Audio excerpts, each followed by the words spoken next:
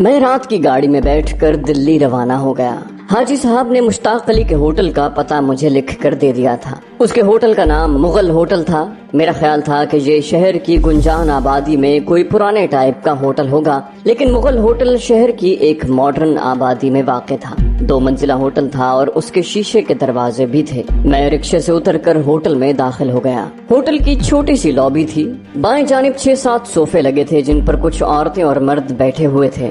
سامنے ایک چھوٹا سا ہال تھا جہاں گاہک چائے وغیرہ پی رہے تھے۔ میزوں پر تانبے کے چھوٹے چھوٹے گلدستے بھی رکھے ہوئے تھے۔ یہ کوئی 5 اسٹار ہوٹل نہیں تھا، لیکن کم تر درجے کا ہوٹل بھی نہیں تھا۔ دیوار کے ساتھ کاؤنٹر بنا ہوا تھا جہاں ایک لڑکی ٹیلی فون پر باتیں کر رہی تھی۔ میں کاؤنٹر پر گیا تو لڑکی نے ٹیلی فون رکھ دیا اور مجھ سے بڑی عمدہ قسم کی اردو میں بولی، میں کیا خدمت کر سکتی ہوں؟ میں نے کہا مجھے ہوٹل کے مالک مشتاق علی صاحب سے ملنا ہے۔ اس نے فوراً دوسرے ٹیلی فون کا ریسیور اٹھا کر کوئی نمبر گھمایا اور مجھ سے میرا نام پوچھا۔ میں نے اسے نام بتا دیا۔ لڑکی نے فون پر کسی سے کہا، سر ایک صاحب آپ سے ملنے آئے ہیں، کرم داد اپنا نام بتاتے ہیں۔ پھر اس نے فوراً ریسیور رکھ دیا اور بڑی خوش اخلاقی سے بولی، آپ بائیں جانب تشریف لے جائیں، پہلا کمرہ خان صاحب کا ہے۔ بائیں جانب ایک مختصر سی راہداری تھی۔ ایک کمرے کے دروازے کے باہر مشتاق علی صاحب کے نام کی تختی لگی تھی۔ میں نے دروازے پر آہستہ سے دستک دی۔ اندر سے آواز آئی، آ جائیں۔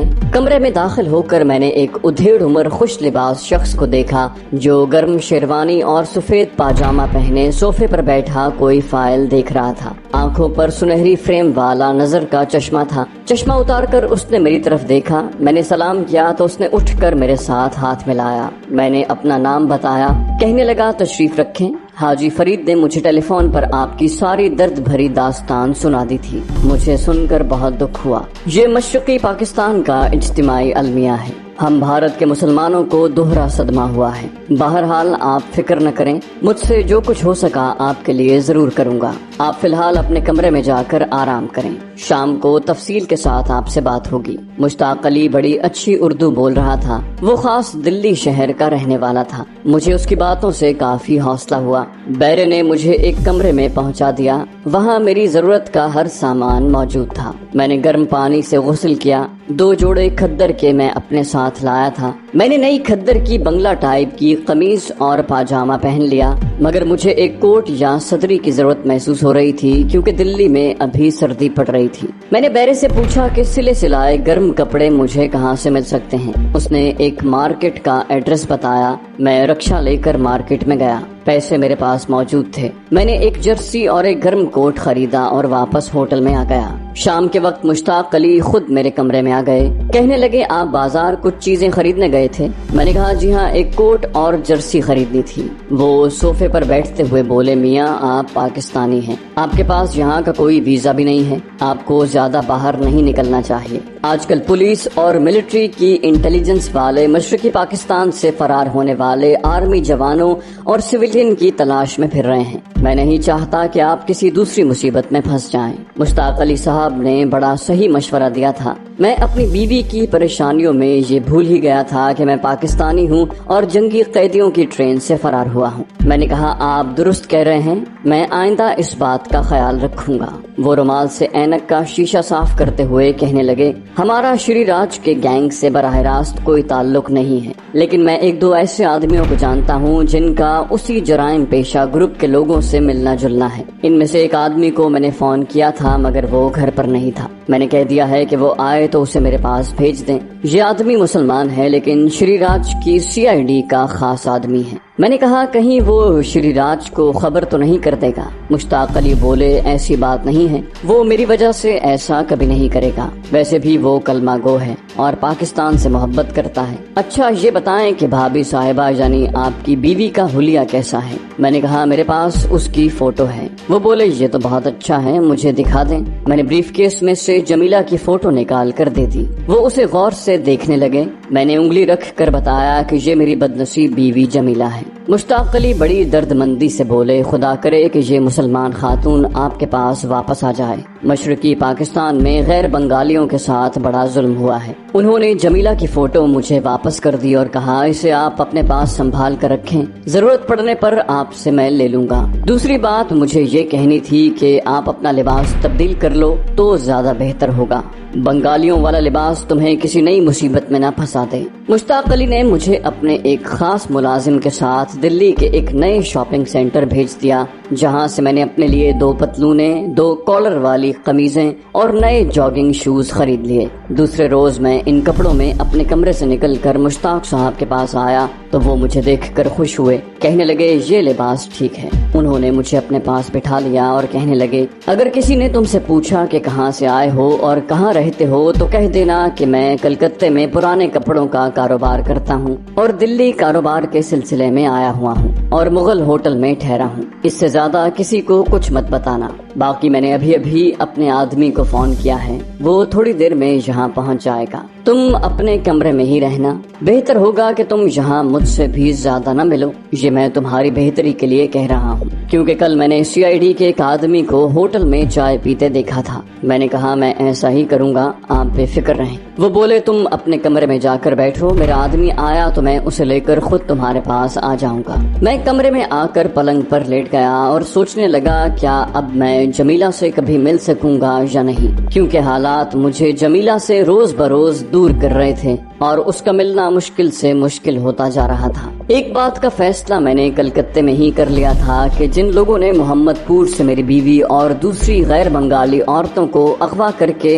انہیں ظلم و ستم کا نشانہ بنایا ہے، ان میں سے اگر کسی کا کھوج مل گیا تو میں انہیں زندہ نہیں چھوڑوں گا۔ ابھی تک مجھے ان آدمیوں میں سے صرف کلکتے والا مکھیا دادا ہی ملا تھا جس نے مکتی باہنی والوں کے ساتھ مل کر محمد پور سے میری بیوی کو اغوا کیا تھا۔ اس کے ساتھ ہی دھرمو کو میں ابھی تک نہیں مل سکا تھا، لیکن میں جمیلہ کو حاصل کرنے کے بعد ہی ان لوگوں سے اپنی بے حرمتی کا انتقام لے سکتا تھا۔ یہ میں نے طے کر رکھا تھا کہ مکھیا اور دھرمو دونوں مکتی باہنیوں کو میں کسی حالت میں بھی زندہ نہیں چھوڑوں گا۔ میں نے کھانا بھی کمرے میں ہی منگوا کر کھایا۔ رات کے 11 بج رہے تھے کہ مشتاق علی صاحب ایک آدمی کو لے کر میرے کمرے میں آ گئے۔ 30-35 سال کے اس سانولے آدمی نے سویٹر اور پتلون پہنی ہوئی تھی، بال خضاب سے کالے کیے ہوئے تھے، آنکھوں میں بڑی چمک تھی اور سگریٹ پی رہا تھا۔ مشتاق صاحب نے اس سے میرا تعارف کرواتے ہوئے کہا یہ ہیں احمد صاحب، میرے پرانے دوست ہیں۔ پھر انہوں نے احمد صاحب سے کہا اور یہ میرے دوست کرمداد ہیں۔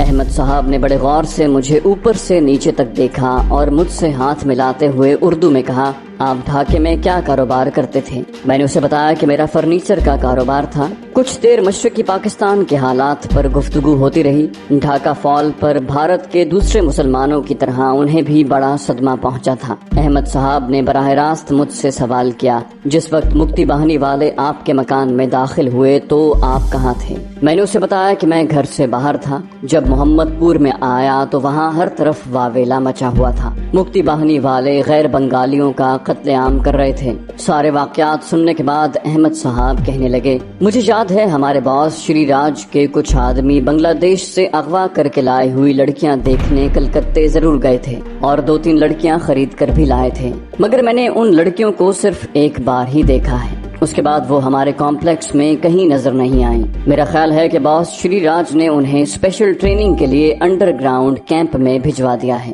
میں نے احمد سے پوچھا کیا آپ کو کلکتے سے خرید کر لائی گئی لڑکیوں کی شکل و صورت یاد ہے؟ وہ بولا بڑی اچھی طرح سے یاد ہے، ان میں سے ایک کا رنگ گورا تھا، دبلی مگر صحت مند تھی۔ میں نے جمیلہ کی فوٹو بریف کیس سے نکال کر اس کے آگے رکھ دی۔ کیا وہ لڑکی یہ تو نہیں تھی؟ احمد صاحب جمیلہ کی فوٹو دیکھتے ہی بول اٹھے بالکل یہی لڑکی تھی، اس کا مطلب ہے کہ یہی آپ کی بیگم صاحبہ ہیں۔ کوئی بات نہیں، میں کل ہی آپ کو یہ معلوم کر کے بتا دوں گا کہ اسے باس نے اسپیشل ٹریننگ کے لیے انڈر گراؤنڈ کیمپ میں بھیجا ہے یا نہیں۔ جو بھی صورتحال ہوئی میں آپ کو کل پورا کھوج لگا کر بتا دوں گا۔ وہ رات اور اس سے اگلا دن سخت بے چینی اور کشمکش میں گزرا۔ میں اپنے کمرے میں ہی پڑا رہا۔ تیسرے پہر مشتاق صاحب آ گئے۔ ان کے ساتھ شری راج کا آدمی احمد بھی تھا۔ اس نے آتے ہی کہا، کرمداد صاحب، آپ کی بیوی جمیلہ بیگم کو باس نے خاص ٹریننگ کے واسطے انڈر گراؤنڈ ٹریننگ کیمپ میں نہیں بھیجا۔ میں نے پوچھا تو کیا وہ دلی میں اس بدماش کے بنگلے پر ہی ہے؟ میرے اس سوال کے جواب میں مسٹر احمد نے کہا، مجھے افسوس ہے کرمداد صاحب، آپ کی بیگم صاحبہ شری راج کے بنگلے پر بھی نہیں ہے۔ میں نے پریشان ہو کر پوچھا، تو پھر وہ کہاں ہیں؟ احمد صاحب نے کہا، شری راج سخت توہم پرست آدمی ہے اور ناگ دیوی کا اندھا عقیدت مند ہے۔ ناگ دیوی کے بڑے مندر کے پجاری دیوگری کو وہ اپنا دیوتا اور گرو مانتا ہے۔ 2 روز پہلے ناگ دیوی کے بڑے مندر کے پجاری اور شری راج کے گرو دیو پجاری دیوگری اس کے ہاں آئے ہوئے تھے۔ انہوں نے آپ کی بیوی جمیلہ کو وہاں دیکھ لیا اور شری راج سے کہا کہ یہ لڑکی تو آکاش کی اپسرا ہے، اسے ہمارے حوالے کر دو، ہم اسے ناگ مندر کی دیوداسی بنائیں گے۔ اور شری راج نے آپ کی بیوی جمیلہ کو گرو دیو کے حوالے کر دیا، جو اسے لے کر اپنے چیلے چانٹوں کے ساتھ ناگ دیوی کے مندر جا چکا ہے۔ میرے سامنے ایک اور جوالا مکھی کا دھانا کھل گیا تھا۔ مشتاق علی نے احمد صاحب سے پوچھا، کیا تمہیں یقین ہے کہ جو لڑکی شری راج نے اپنے گرو دیو کے حوالے کی ہے وہ کرمداد کی بیگم جمیلہ ہی تھی؟ احمد صاحب بولے، جس عورت کی تصویر کرمداد صاحب نے مجھے دکھائی ہے، اگر وہ کرمداد صاحب کی بیگم ہے تو پھر یقین کریں کہ یہی عورت شری راج نے اپنے گرو دیو کے حوالے کی ہے۔ میں نے گہرا سانس بھر کر پوچھا، کیا آپ بتا سکتے ہیں کہ یہ بدماش گرو پجاری کہاں گیا ہوگا؟ احمد صاحب نے کہا، یہاں سے جنوب کی جانب مدھیہ پردیش میں ایک جگہ آتی ہے سنبھل پور، اس کے پہلو میں بالکل متوازی ایک دوسری جگہ ہے جس کا نام دیوگڑھ ہے۔ ان دونوں قصبوں اور دیوگڑھ سے کوئی 1 میل کے فاصلے پر دریائے کاویری کے کنارے ناگ دیوی کا ہزاروں سال پرانا مندر ہے۔ پجاری دیوگری اس مندر کا مہنت ہے، لیکن وہاں جانا خطرے سے خالی نہیں ہے۔ تم بالکل اجنبی ہو اور ناگ دیوی کے مندر میں سانپوں کا راج ہے۔ وہاں ایسے ایسے زہریلے سانپ ہیں جن کی پھنکار اگر چہرے پر پڑ جائے تو آدمی مر جاتا ہے۔ یہ سارے سانپ پجاری دیوگری کے غلام ہیں اور اس کا حکم مانتے ہیں۔ میں نے کہا، احمد صاحب، میں چاہتا ہوں کہ آپ ایک بار پھر تصدیق کر لیں کہ جس عورت کو شری راج نے اپنے گرو کو سونپا ہے وہ میری بیوی جمیلہ ہی تھی۔ وہ کہنے لگے، اول تو مجھے 100% یقین ہے کہ وہ عورت جمیلہ بی بی ہی تھی، لیکن اگر اس کے باوجود تم مزید تسلی کرنا چاہتے ہو تو مجھے جمیلہ بی بی کی فوٹو دے دو، میں اس کی مزید تصدیق کر لوں گا۔ میں نے جمیلہ کی فوٹو احمد صاحب کے حوالے کر دی۔ وہ کہنے لگے، میں کل کسی وقت آ کر بتاؤں گا۔ ان کے جانے کے بعد مشتاق علی کہنے لگا، کرمداد بھائی، کیا تم ان سانپ کی پوجا کرنے والے شیطانوں کے مندر میں جاؤ گے؟ میں نے کہا، اگر میری بیوی جمیلہ کو یہ لوگ جہنم میں بھی لے گئے ہوں گے تو میں اپنی بیوی کو نکالنے وہاں بھی پہنچ جاؤں گا۔ اس وقت میری زندگی کا یہی ایک مقصد اور یہی ایک مطلب ہے۔ اگر میری بیوی محمد پور میں دوسرے لوگوں کے ساتھ شہید ہو جاتی تو مجھے آج صبر آ گیا ہوتا، لیکن وہ زندہ ہے اور کافروں کے قبضے میں ہے۔ میں اس وقت تک چین سے نہیں بیٹھوں گا جب تک میں ان کافروں کو تہہ تیغ کر کے اپنی بیوی کو ان سے نجات نہیں دلا دوں گا۔ اس کے بعد مشتاق علی صاحب خاموش ہو گئے۔ وہ رات بھی میرے لیے قیامت کی رات تھی۔ کسی وقت نیند کا غلبہ ہو جاتا اور کسی وقت میں گھبرا کر اٹھ بیٹھتا۔ مجھے جمیلہ کی چیخیں سنائی دیتی۔ رات اسی عذاب اور کرب کے عالم میں گزر گئی۔ اگلے روز دن کے 10 بجے احمد صاحب آ گئے۔ مشتاق علی کو ساتھ لے کر وہ میرے کمرے میں آئے اور جمیلہ کی فوٹو والا لفافہ میری طرف بڑھاتے ہوئے بولے،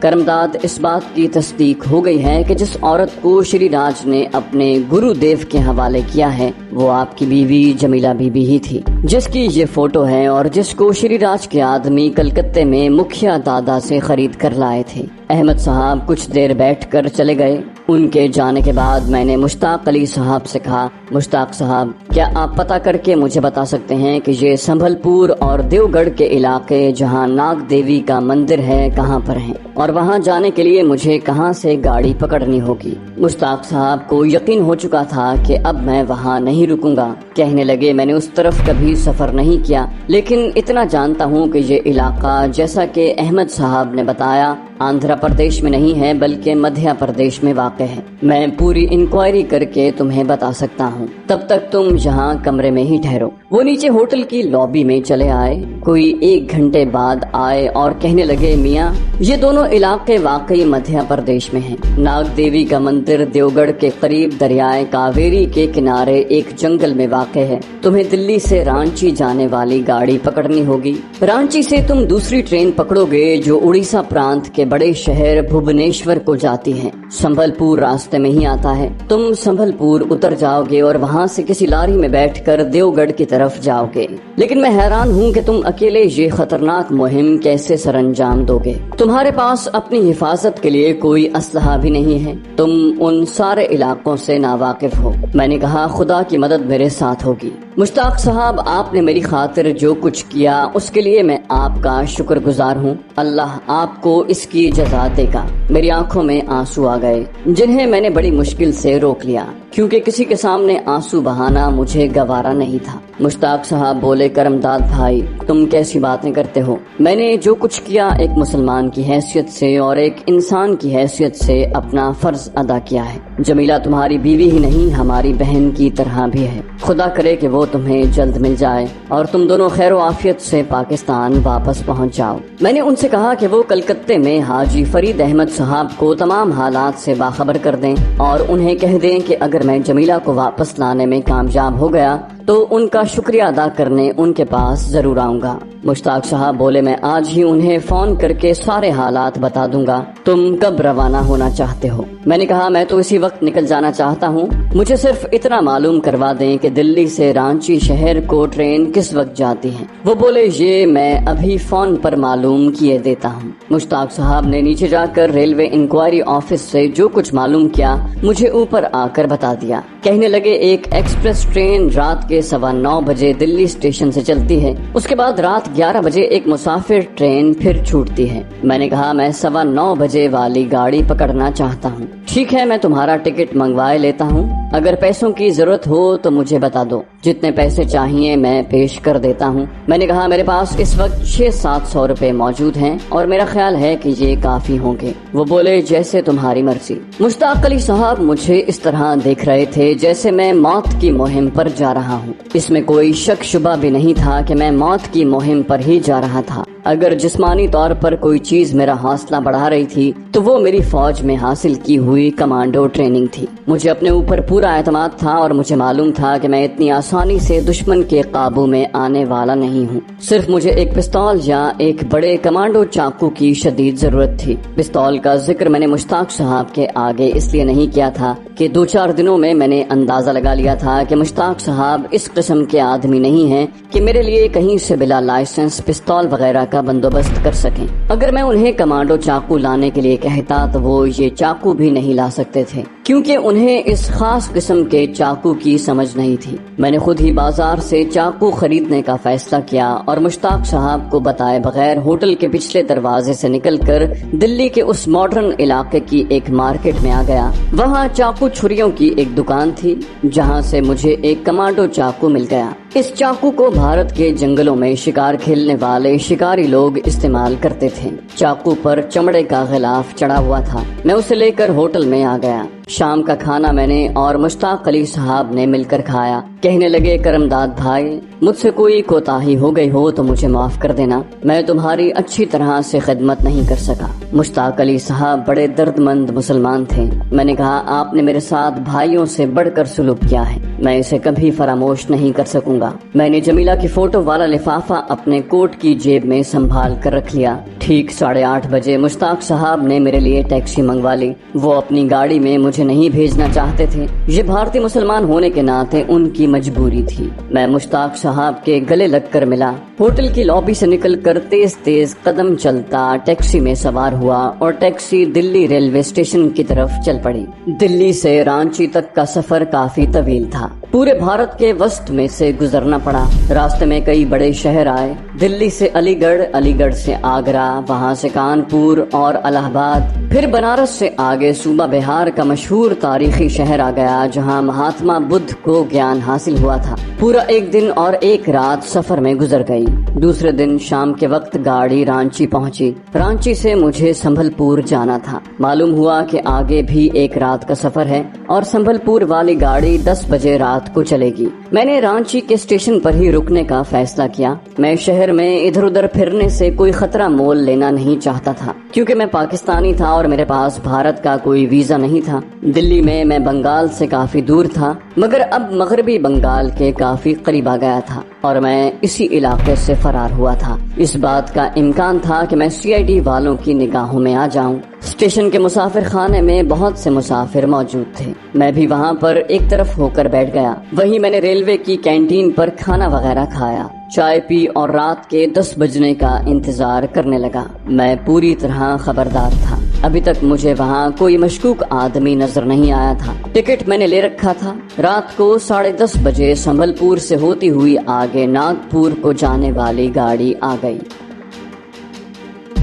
تو دوستو یہ تھی ہماری آج کی ایپیسوڈ۔ امید کرتے ہیں آپ کو ہماری کہانی پسند آئی ہوگی۔ جانے سے پہلے اس ویڈیو کو لائک کیجیے اور شیئر کرنا مت بھولیے۔ کامنٹ کر کے ہمیں بتائیے کہ آپ کو ہماری ویڈیو کیسی لگی، اور اگر ابھی تک آپ نے اس چینل کو سبسکرائب نہیں کیا تو اسے سبسکرائب کیجیے اور بیل آئیکن دبا کر آل نوٹیفیکیشنز آن کر لیجیے۔